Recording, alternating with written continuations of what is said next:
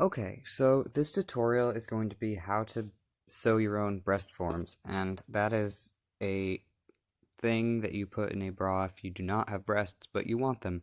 So this is good for specifically, the main audience that I'm making this for is trans women who do not have the money or maybe are living with unsupportive parents and need these but don't have the money or, connections to do that. So this is one of the finished ones. You're going to need to make two. So this is just, I'm showing you what it should look like. And I also have made these pieces out of an old t-shirt, and I'm going to use a home sewing kit, not super high quality thing to prove to you that you definitely can do it. Even if you have no former sewing experience, this is going to be a good tutorial for you. So as you can see, the pieces I've set out, you're going to need two oval pieces and one more round back piece. And these ovals could be a little smaller, but whatever. And you're going to need to have these ovals. They can be as big or as small as you want, as long as they're at least half the width of your back piece, and as long as they are as tall as your back piece. Keep in mind that I cut these with real sewing scissors. So if you don't have sewing scissors, these are going to be a lot more rough around the edges. So don't feel bad about that. It's your scissors, I promise. If you don't have sewing scissors, cutting fabric is very, very difficult. So for this tutorial, I'm going to be sewing everything by hand because, again, just want to prove that one, you can, and two, you probably don't have a sewing machine, so this is really the only way I should be teaching it. And I'm also going to assume that you have no prior sewing experience. This is a sewing needle. I'm going to use a really, really big one just to demonstrate how to thread it properly, but you're almost definitely going to have a very small needle. So the first way to thread a needle is to just put the thread through the hole. However, on a really small needle, this can be anywhere from difficult to almost impossible to do. So I'm going to show you another way to do it if your sewing kit comes with one of these things. This is a needle threader, and it looks really weird, but I promise that it is useful. So what you do is you put the metal loop through your loop, and then you take this thread here, and you want to put it through the loop of the needle threader, like that. Pull just a little bit of it, and then pull the needle threader through the needle, and it'll thread the needle for you.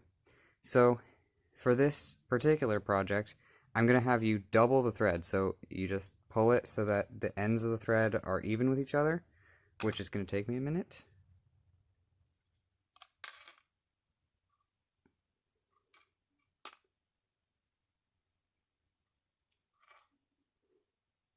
Tie a knot in the end.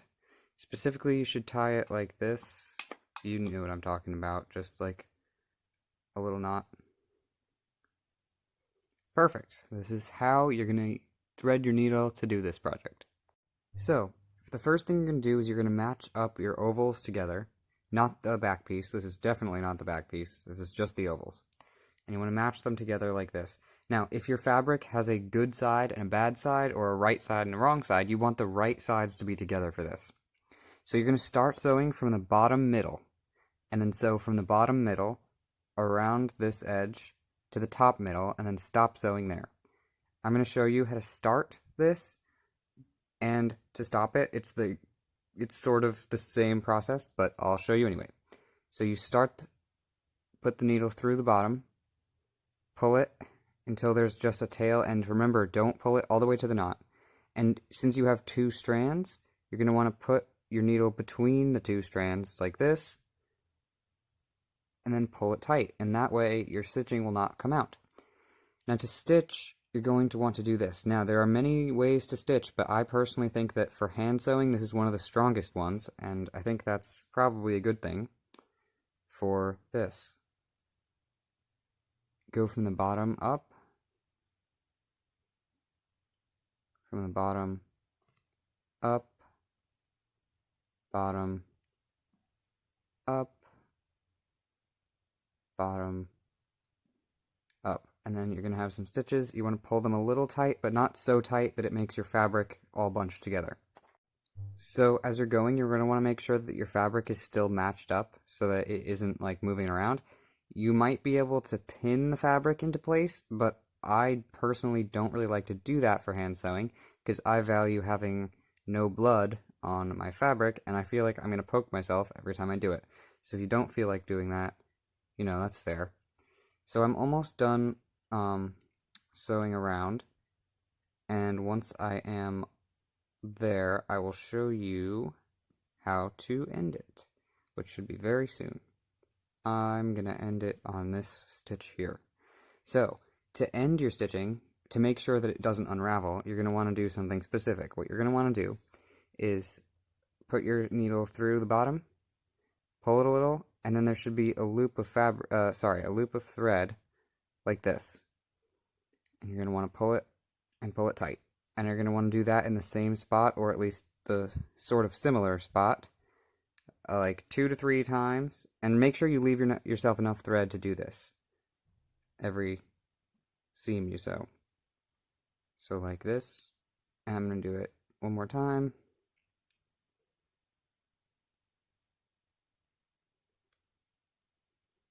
Just like that. Now you're going to want to cut close to the fabric, but not so close that you accidentally cut it off. And here is what the first finished oval piece should look like when it's sewed. Now, I'm going to explain what this is for now so that you don't have many questions. So when you turn this inside out, this is going to form the main piece. So on this piece, this is this whole top section. And it makes it so that one side can be flat and one side can be out instead of both sides being flat. However, for this next step, you're going to need it to be with the raw seam, so the seam you just sewed, out. You're not going to want it to be like the nice, good side. You want it to be this side. Okay, so next you're going to place your finished oval pieces on this back piece. To do so, you're going to want to match the seam, which should be in the middle, about on the middle top of the back piece that you've done. And you're going to want to basically like kind of match up the bottoms too. If you have a pin, this would be the time to use it. I now realize that I need to cut off this thing on the bottom because I cut my pieces to the wrong size, which don't worry about it. That's fine too. You just want to make sure that they match up. So, matching on the bottom, matching on the top. Hopefully, if that is happening, it should also be matching on the sides. Now, once that's all matched up, if you have pins, you can pin it into place. You can probably find a tutorial for that somewhere else because I'm not showing. Actually, that's a lie. I am showing you. I have one pin in this sewing kit, which is super helpful. Thanks, people who made this sewing kit. That's definitely enough to do anything.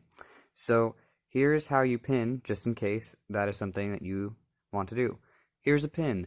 If you drop it on the floor, pick it up, because if you don't, you will step on it and it will not be a good time. So you want to put the pin in through the fabric and then back up through the fabric, just like that. And that should hold your fabric together if you want it to not move out of place. I'm not going to do that because this is the only sewing kit I've ever seen even has pins at all.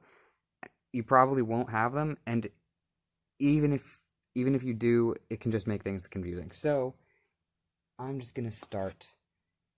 So, you're going to want to be careful when you do this to not stretch the fabric too much in any direction so that it doesn't get all stretched out and out of shape. But here's what you're going to want to do. At the bottom right or bottom left, I prefer bottom right because I'm right-handed. You're going to want to start here.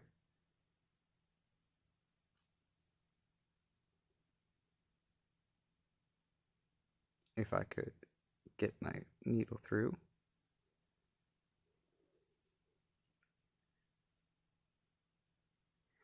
And you're going to sew all the way around from here over this, over to here, and then stop when you get to the other side of the bottom. You don't want to sew the bottom closed because that's how you're going to turn it inside out and stuff it. If you want to, you can sew to the middle, but don't sew any farther than that because otherwise you won't be able to turn it inside out and then stuff it.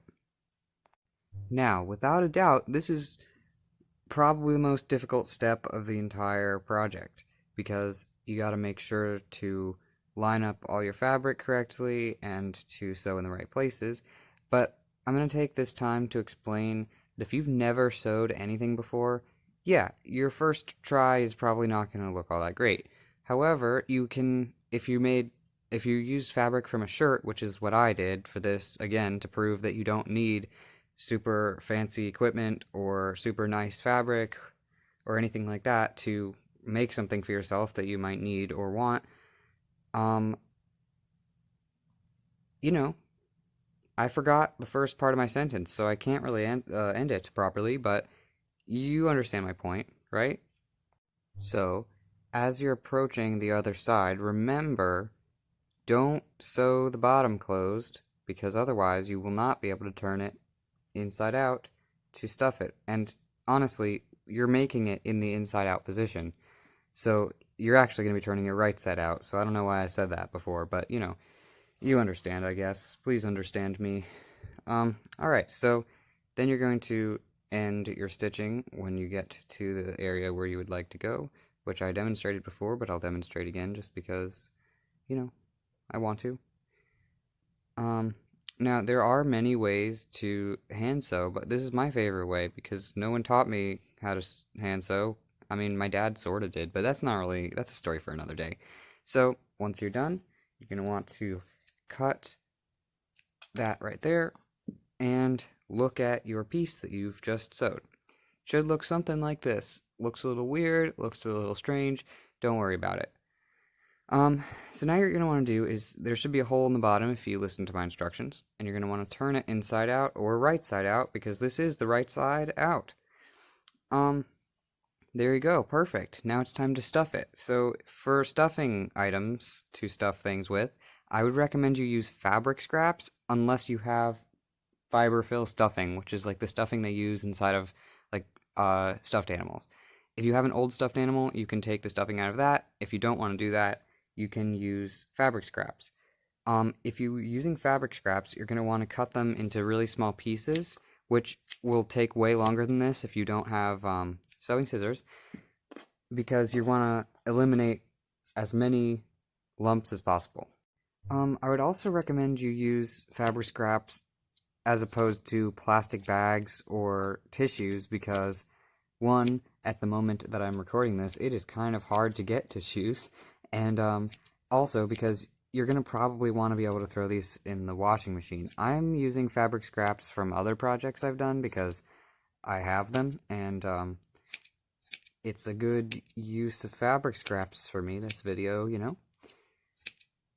Again, things at the moment aren't super great for anyone. So just know that eventually you'll be fine. Everyone will be fine. Hopefully. Just try to remember that. Nothing lasts forever. So, now you should have a weird shaped thing. You should shape it into the shape that you would like. If you used fabric scraps, it should be easier to do that. And then think about sewing up the bottom. Hopefully you still have a hole in it because I don't know how you even got anything into it if you didn't. And here is how you sew it closed. You're going to want to start on one side, push your needle through both sides of the fabric, pull it. Remember to do the same thing as you did before with the starting stitch so that your stitching doesn't fall out. And now, before I do this, I'm going to explain that there are ways to sew seams closed on the outside with without it looking like the wrong side of the fabric. But it is a little harder. If you want to look up how to do it, it's called a ladder stitch. I might do a tutorial for it later, probably not though, so you should probably look it up somewhere else. Now I'm going to teach you how to not do a ladder stitch and how to do a normal stitch to do this. You're going to want to put it through both sides of the fabric, pull it around through both sides again.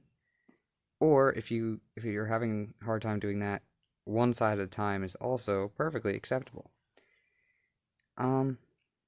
Try not to get any of your stuffing sewn together because that could make things a little harder.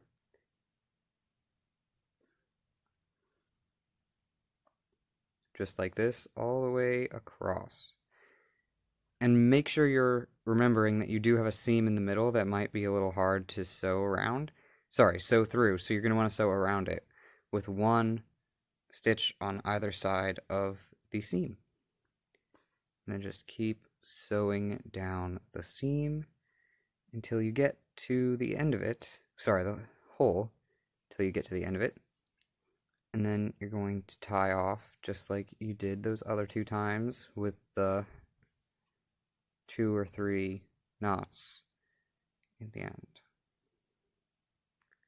I accidentally am sewing through a piece of stuffing here, but that's fine. Don't worry about it.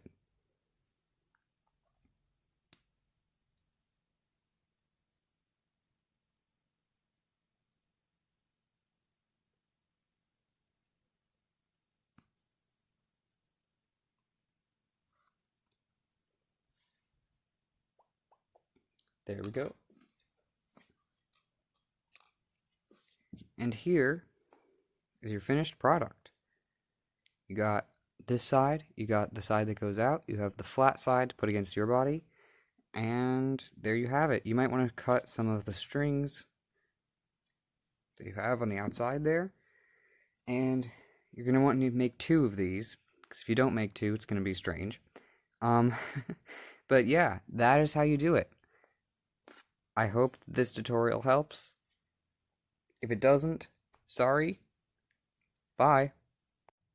I totally forgot. Right before I go, here's my extraordinarily strange person model with how I'm going to demonstrate how you're supposed to use these. So as you can see, without doing anything, it's just kind of flat, and with putting these on, it's not. This would look a lot different if this was physically on a human, but this is just how we're gonna have to do it right now, because that's just how it is. So you're going to have this as opposed to that. That's the idea, I guess. I hope you liked this extraordinarily awkward tutorial. Bye!